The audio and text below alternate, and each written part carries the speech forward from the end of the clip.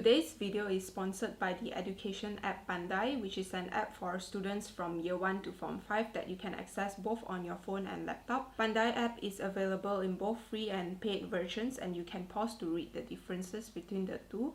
I'm reviewing the premium version today. In the home page, you have daily quizzes on various subjects, and there's also this test that you can take. Let's try a biology test. I picked the types of circulatory systems, and I really like how you can know instantly if you've gotten the right answer, and there's an explanation underneath it as well, whether you've got it right or wrong. Then we also have a section on videos you can watch to understand the topics better. Overall, I truly think that this app is very useful because one, you can revise on the go, because I think there's a lot of time spent waiting, especially in places for food. And number two, you can know the answers immediately after you answer them, whether it's right or wrong. And number three, there's a full explanation given on your answer, whether correct or wrong. And this just helps to facilitate your understanding of the subject. To access the Pandai app, you can either download it on Play Store or App Store, or use the link in the description box below to access it. Today, I'm sharing 5 note-taking tips which can be applied when you use the Cornell note-taking method, which is popular because it facilitates active recall, which is the most important component of memory. These 5 note-taking tips are the 5 R's, which I'll talk about. In this video, I'm taking notes from one of the lectures in obstetrics and gynecology posting, and the lecture is called Normal Labor. The first R is record. So in recording, you can record in the main column as many important facts and ideas as you can. And this can be used during lectures, classes, or when you are revising on your own as well, so you can do it on your own pace. You can use abbreviations accordingly, as this will help you to catch on to more stuff, and this is important to save time during classes. So I will usually put like a star for important, BY for past year, and stuff like that.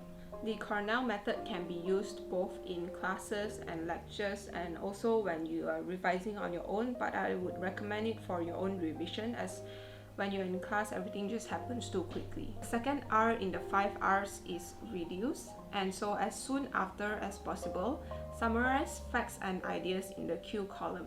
When you have to summarize facts, the prerequisite is that you have to really understand the content, and there's something called the Feynman technique, which is that if you can't explain a particular topic to a child, then you don't understand it yourself. And this technique is actually a really great way to identify the gaps in your knowledge.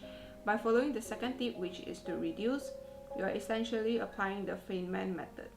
The third R in this method is recite. So before this step, you would have to fill in the Q column, which are the questions that you can ask yourself for each section of the study material which you have gone through. And now you can cover the note-taking area, and using only the Qs, say over the ideas of the class or lecture or study material as fully as you can in your own words. And then you can verify what you said. In this method, you are fully using the active recall method, which is the most powerful memory tool. The fourth R is reflect, and this is when you draw out opinions from your own notes. And one of the most important memory tools besides active recall is basically association. So the question that I always ask myself is, how can I relate this to what I already know from previous topics? Or if I have known nothing of that sort, then I would ask myself, how can I relate this to my life? Reflecting on this will prevent you from forgetting what you've learned as quickly. You can also form acronyms at this stage, which I've done here. The final R is review, and ideally you would spend 10 minutes a week to review your notes quickly. And this part is essentially the gist of the Cornell method, where you practice active recall.